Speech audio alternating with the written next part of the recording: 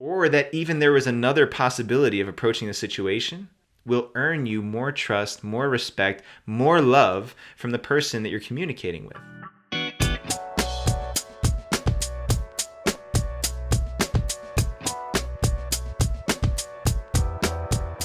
What if I told you that you were slowly poisoning every single relationship that you have? And that poison is so insidious, so subtle, that you may not even realize that you're doing it. What if I told you that that poison is the need that you have to be right, to win the argument, to have the final words in a conversation?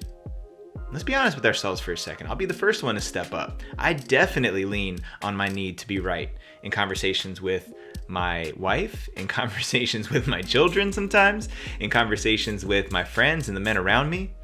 There's this impulse I have to want to have the knowledge or the wisdom or the solution in any situation. So let's dig into this a little bit. Why is that instinct in us to be right, to have the solution or the right answer so important?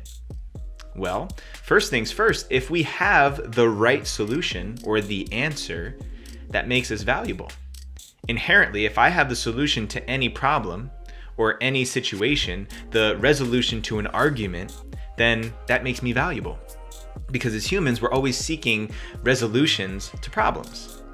So if I'm in a conversation with somebody and we're disagreeing about which color looks better on somebody, and I have the most compelling argument, and eventually that's the color that the person decides to wear for whatever they're doing, then I get a hit of dopamine that says, oh wow, I won. I had the right answer. I had the solution in that situation. Now at the end of the day, we're just talking about what color shirt somebody's gonna wear. But in deeper situations, in disagreements or arguments or fights that we have with our intimate partners, with our friends, with our family, that need to be right is so toxic. And I don't use that word toxic very, very often because I think it has a lot of other connotations attached to it. We won't even get into that today. But it is, because when you have 2 or 3 or 4 people, all with the insatiable desire to be right, so that they can feel valuable, so that they can feel justified and a sense of belonging, and we all bring that to the table, then there is no possibility of resolution. There's only going to be further clashing of heads. Now, the place that this shows up for me the most is in my marriage with my wife. And if she's watching right now, she's probably, sighing a relief, because here I am admitting that even though I'm not always right, there's many times where I will fight to be right, to win the argument, to come out on top. And the reason that that's the wrong focus for me to have is because even if there is a winner, or one partner, one person in a conversation surrenders to the other person's argument and it's completed, no one really wins. Because I know that if I win an argument with my wife and I have that sense of being right, then she feels more withdrawn. It pushes her away instead of bringing her in more. So this need that I have to be right now, instead of bringing more cohesiveness, more intimacy into my relationship, it's pushed my partner away. It's made her feel less than. It's made her feel invaluable or not valuable because I had the right answer. And if the tables turned, if ultimately it turns out that I was wrong in a conversation dynamic with my wife, and not only that, she wants to really let me know it that I was wrong and really, rub it in, that makes me feel further dejected, less valuable, less worthy. And it's these tricky machinations of our psyche that creep up on us. Because ultimately, like I said in the beginning, we just want to be valued. We just want to be heard. I just want to be appreciated for what I've got. But there's a part of me that never knew I could still be loved and appreciated even when I'm wrong, even when I don't have the solution, even when I don't have the right answer, especially when I'm willing to admit it. Now, this is one of the things that might tweak your mind a little bit, so just brace yourself.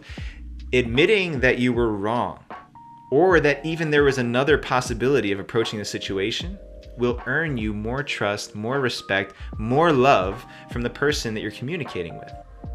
Because although having the right answer sometimes does make us more valuable, or make us valuable period in a situation, being willing to admit that, you know what, I didn't have that right. You know what, I had that all wrong.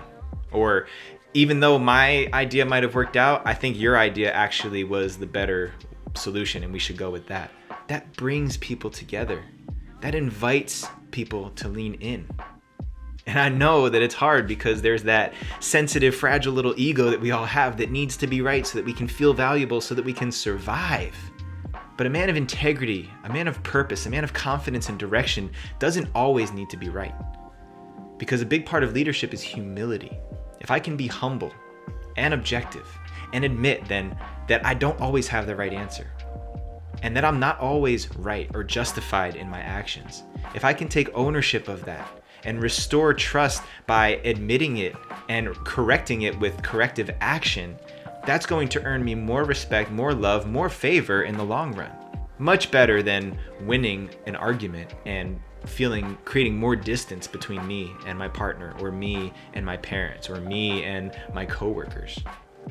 So think about where this shows up in your life. Where are you addicted to being right? To coming out on top, to winning?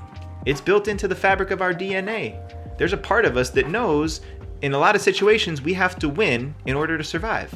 But we're not lone wolves. We're not solo creatures. We exist in community. We thrive in tribe. And so we need to take into account and consideration that everybody in our circles has that same need. So the next time you have an opportunity where you're in conflict or disagreement with somebody, check yourself for a second. What's my highest purpose here? Do I want to win? Is that what this is all about? Or ultimately, in my highest self, if I can crawl back above the line for just a moment and breathe the air, is it that I want to create more connection? That I want to bring myself and this other person closer together? And if that's the case, which usually it is, what do I need to do about it? What do you need to do to build more connection instead of more separation? Let go of that need to be right, bro. I'm telling you right now, let go of that addiction to winning and being right in disagreements and arguments, especially in your intimate relationships, because I tell you, it will get you so much further by humbling yourself and admitting that you don't always have the right answer. It builds more trust. It builds more love. It builds more intimacy. So, if you're digging this message and you love the videos that we're dropping each and every week, make sure you hit that subscribe button. And to get more involved with the Rising Man movement and find a way for you to take that next step in your journey to becoming the man you've always wanted to be, go to risingman.org and see what we've got for you today.